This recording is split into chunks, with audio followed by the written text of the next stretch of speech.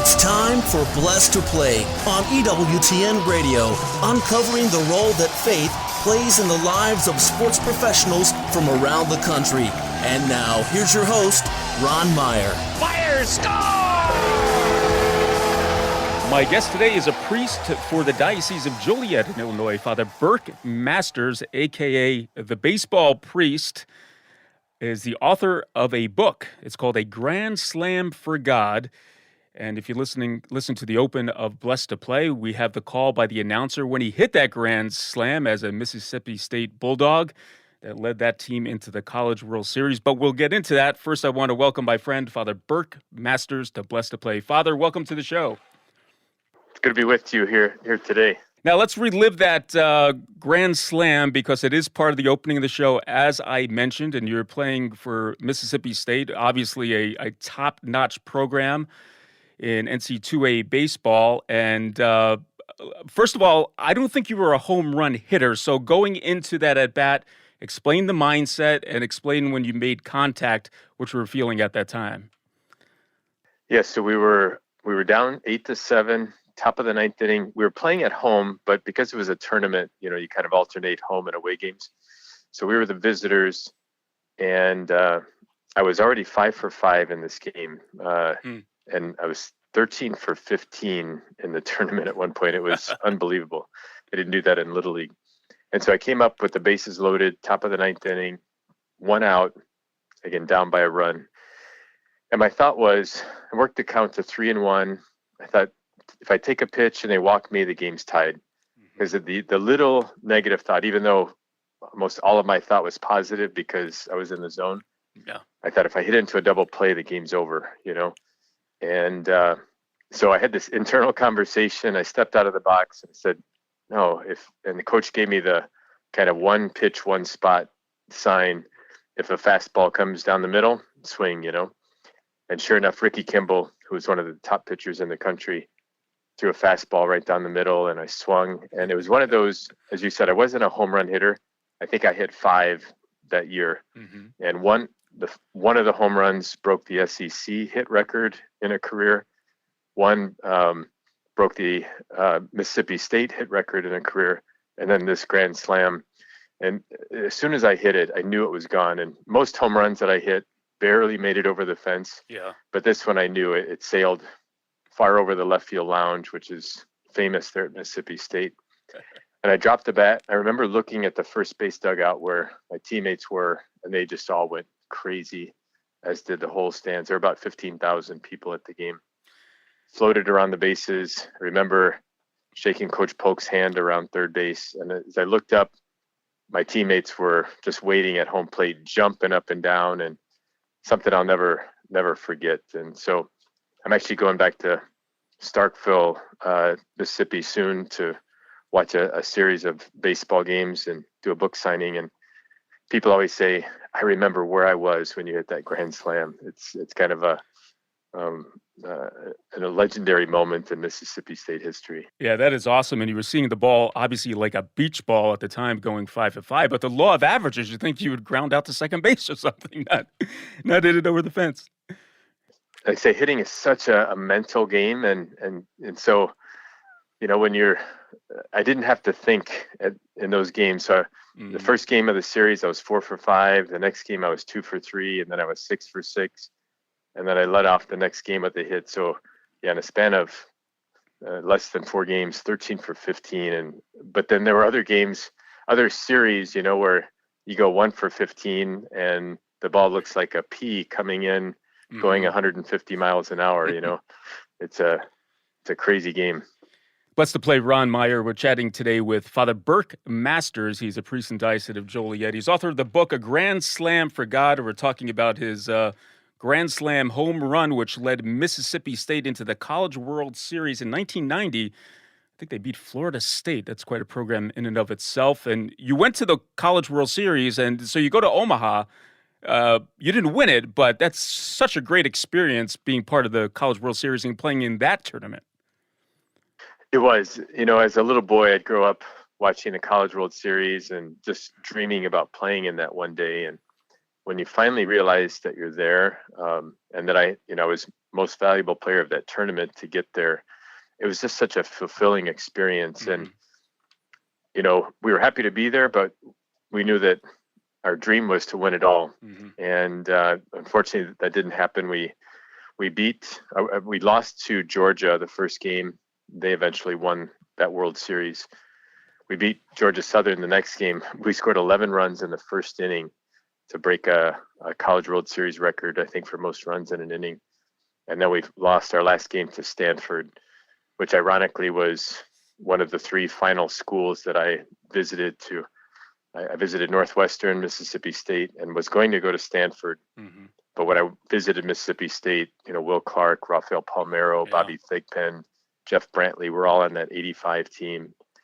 And it was packed stands. I said, where do I sign? And just had a great 4 years of playing it in Starkville.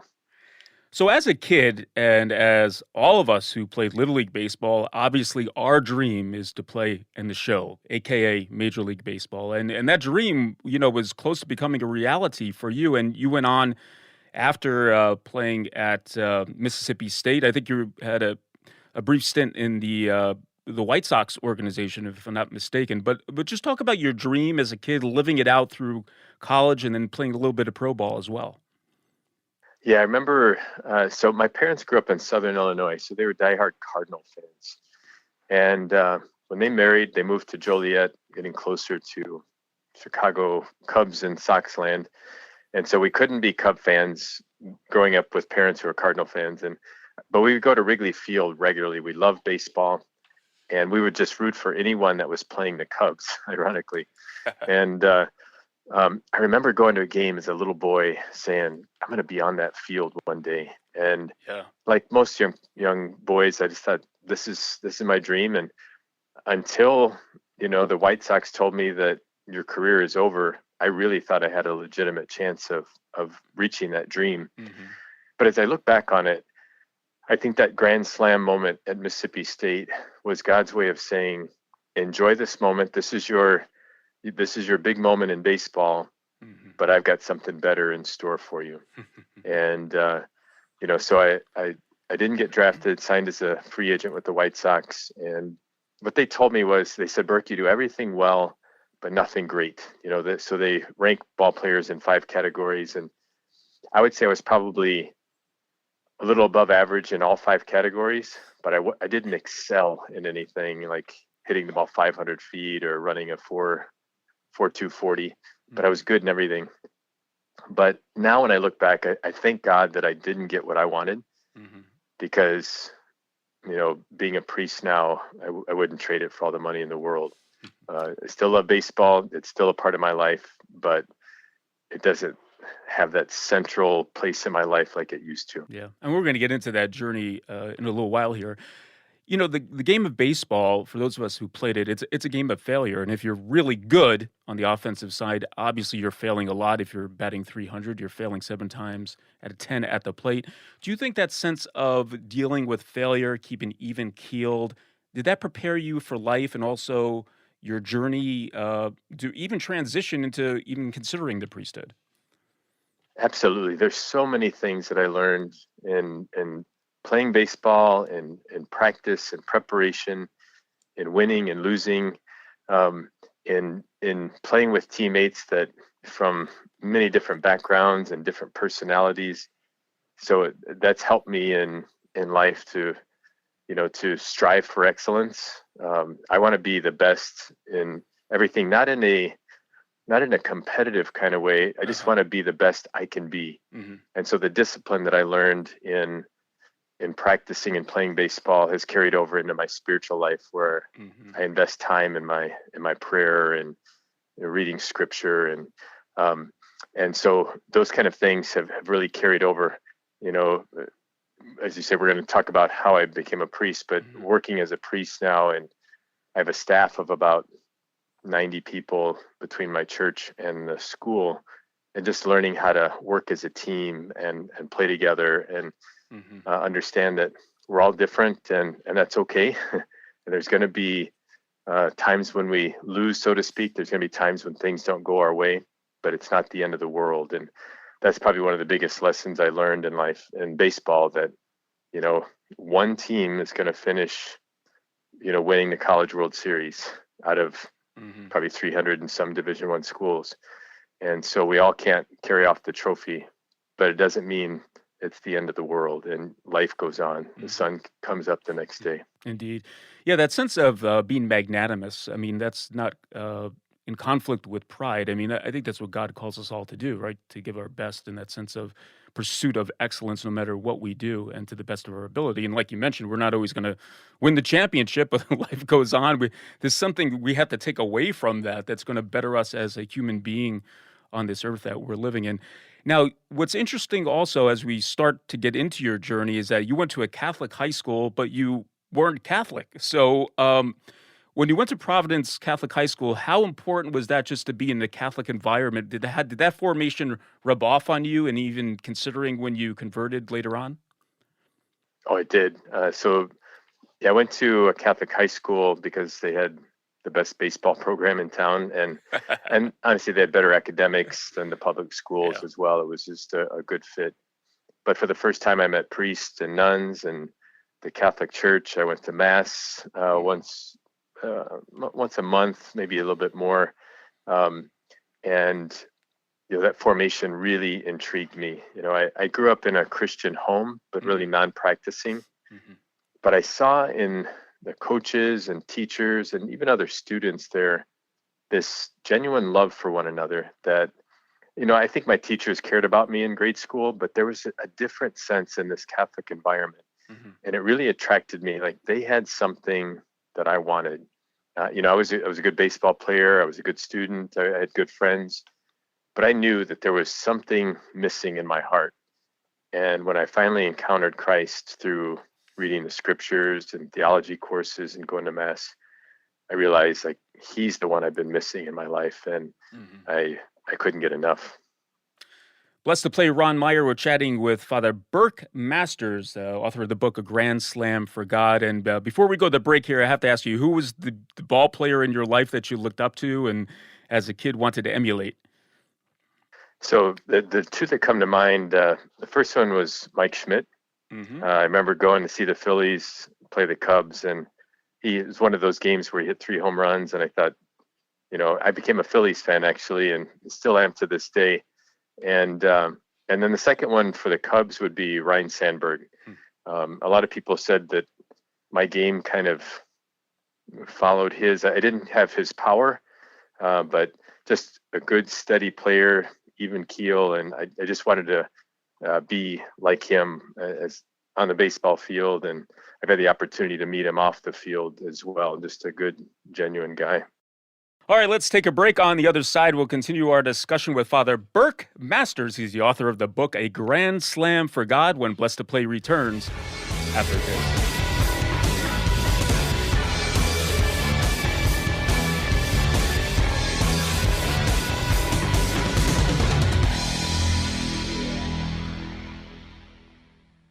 O Lord, you see how everywhere the winds have burst forth, and the sea is convulsed with the great violence of the rising waves. Command, we beseech you, you who alone are able, both the winds and the sea. Restore to mankind the true peace of your name, that peace which the world cannot give, and the calm of social harmony. Under your favor and inspiration, may man return to due order, and having overthrown the rule of greed, bring back again as ought to be the love of God, justice, charity toward neighbor, temperance in all desires. May your kingdom come. May all recognize that they are subject to you and must serve you who are truth and salvation, that without you they labor in vain. In your law is reason and fatherly kindness. You are ever at hand with your strength and your copious power to help man to keep it. Life upon earth is a warfare, but you watch the contest and aid man to conquer. The weak you sustain, the victor you crown. Amen.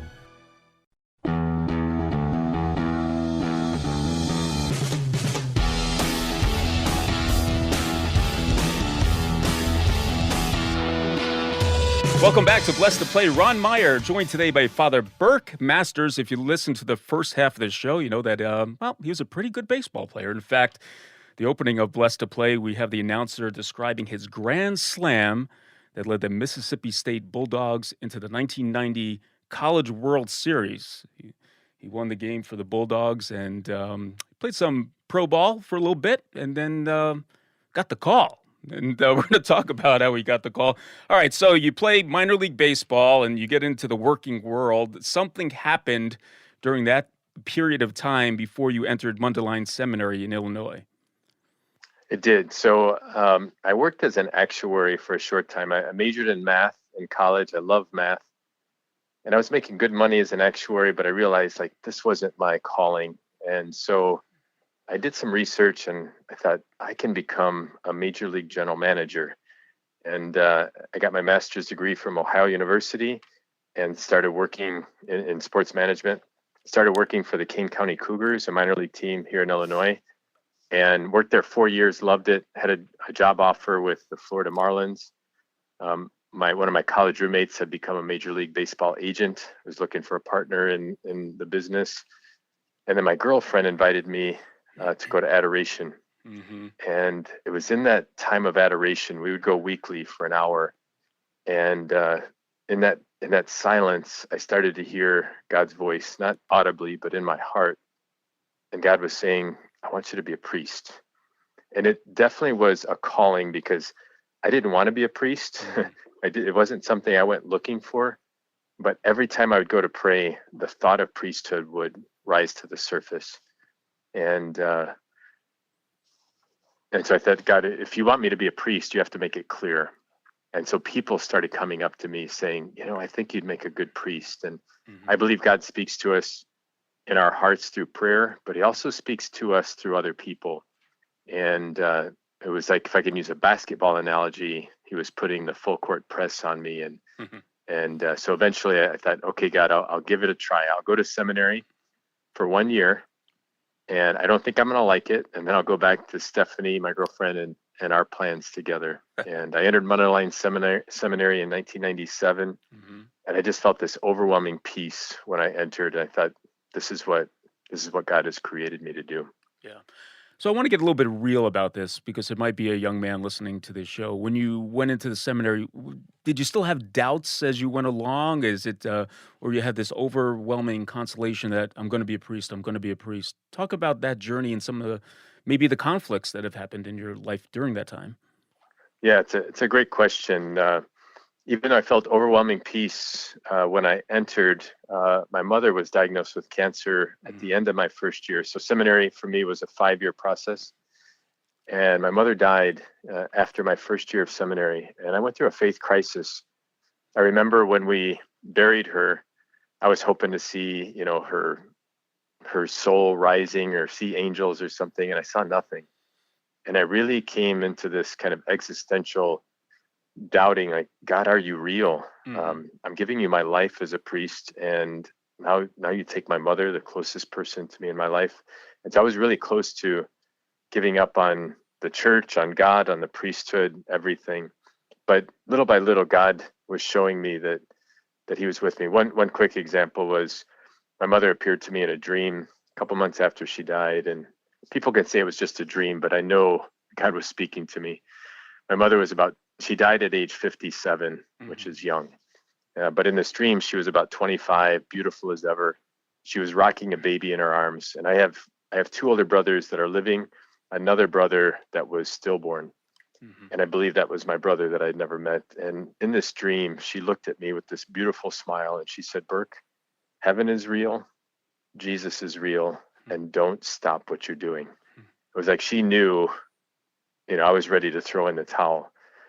And honestly, after that, there were some ups and downs in the seminary, but I felt this consolation then that, okay, Lord, this is what you want me to do. And that was 26 years ago. And I'm still going on sharing, the good news of Jesus Christ the best way I can. Yeah, and taking your mom along with you, obviously, during this time.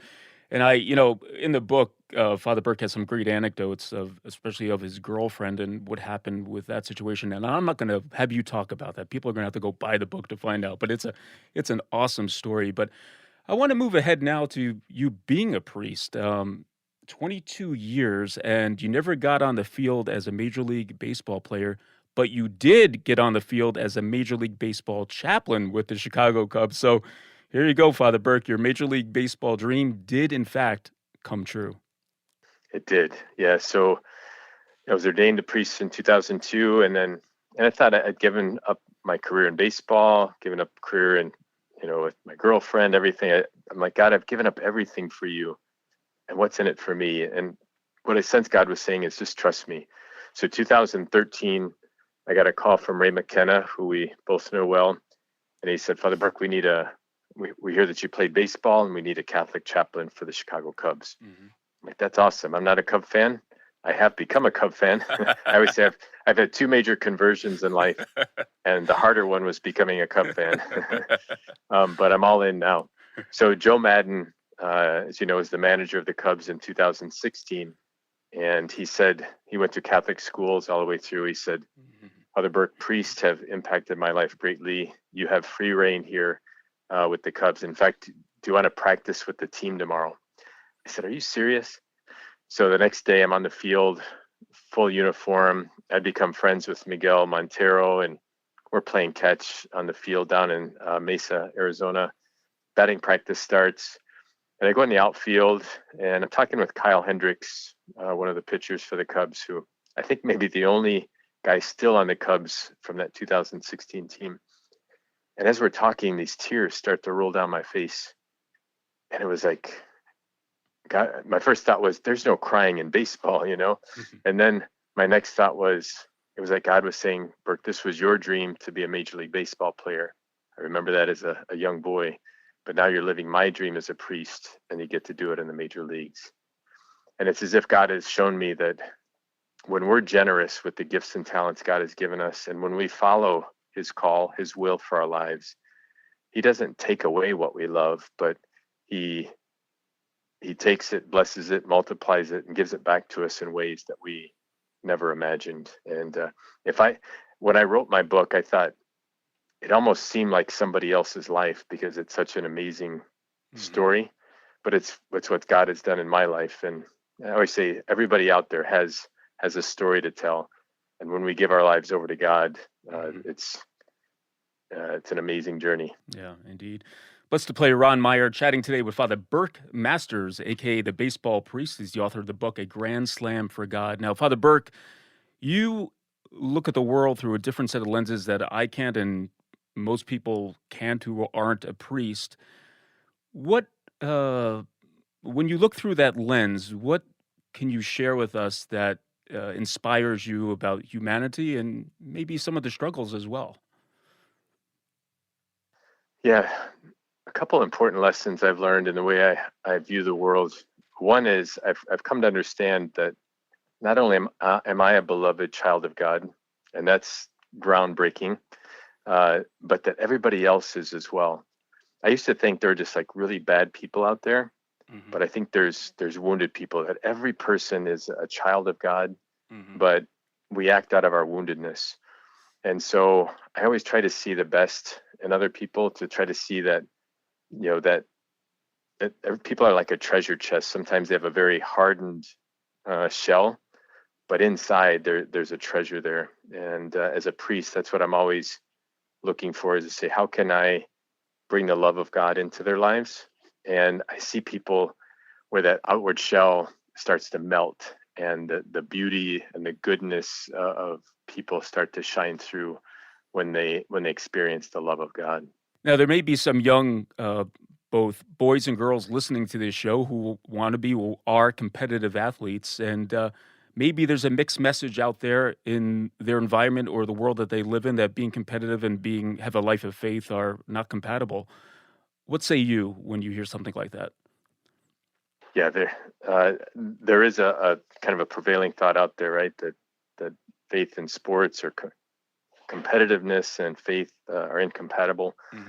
But the truth is, I remember this kind of sums it up. I remember going to my spiritual director one day, and I said, "Is it okay to have ambition in the spiritual life?" And he said, "As long as all of your ambition is directed toward God," he said, "the greatest saints had ambition, but it was to give honor and glory to God."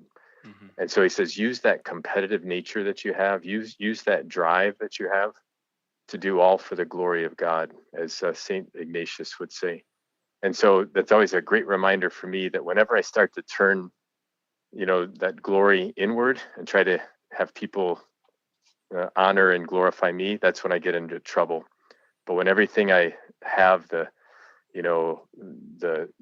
drive to do something great is directed toward the glory of God, that's when amazing things can really happen. And it really keeps me humble, because I know it's not about me. It's about glorifying God in all that I say and do. Well, some good words there. And Father Burke Masters has been our guest. And like I mentioned, he's the author of the book, A Grand Slam for God. And I'm telling you, folks, get the book. There's a number of anecdotes in there that we haven't talked about that will inspire you and just be a good story. And you could get the book on Amazon. You could also go to wordonfire.org, and it's also at fine bookstores everywhere. Well, Father Burke, thanks so much for the time today about sharing your journey, and it's been fun talking a little bit of baseball here on Blessed to Play. I thank you for joining us. Yeah, it's been a pleasure for me too. God bless you, Ron, and to all your listeners. Hey, Blessed to Play fans, check us out on the web at blessedtoplay.com. That's blessed, the number 2 play.com. You could like us on Facebook, hit us up on the platform X at Blessed to Play for Father Burke Masters. I'm Ron Meyer. We'll catch you next time right here on Blessed to Play. You've been listening to Blessed to Play with host Ron Meyer on the EWTN Global Catholic Network. If you have a question or comment about today's show, feel free to email us at info@blessedtoplay.com. That's blessed, the number 2, play.com. You can also connect with the show on the web at www.blessedtoplay.com. Again, that's blessed, the number 2, play.com. Join us again next time for Blessed to Play on the EWTN Global Catholic Network.